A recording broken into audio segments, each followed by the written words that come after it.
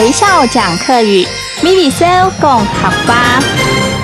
嗨，大家好，我是徐薇老师，又到了咪咪搜共学吧微笑讲客语的时候喽。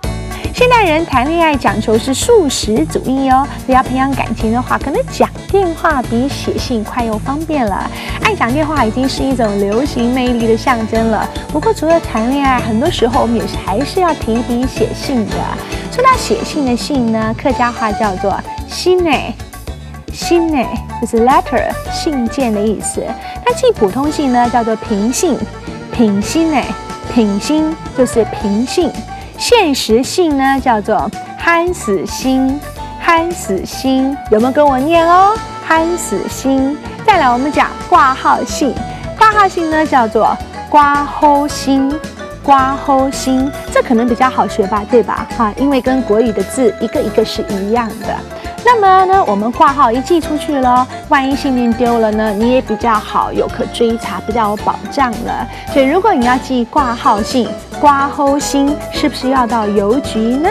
邮局的客家话叫做邮偏局，邮偏局就是邮便局，3个字是这么写。现在各乡镇呢都设有邮局，洽公都非常的方便喽。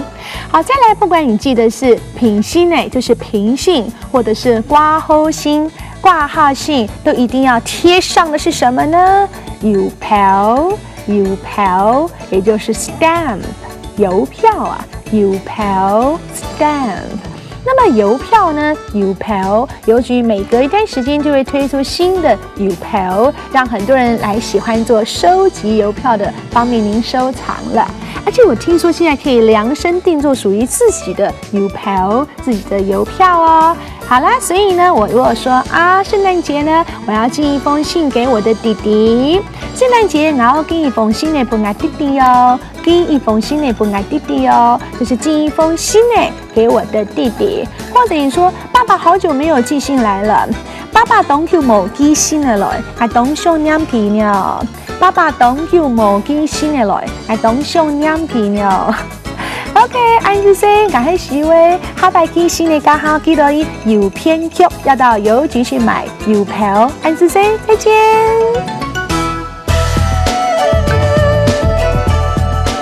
行政院客家委员会策划，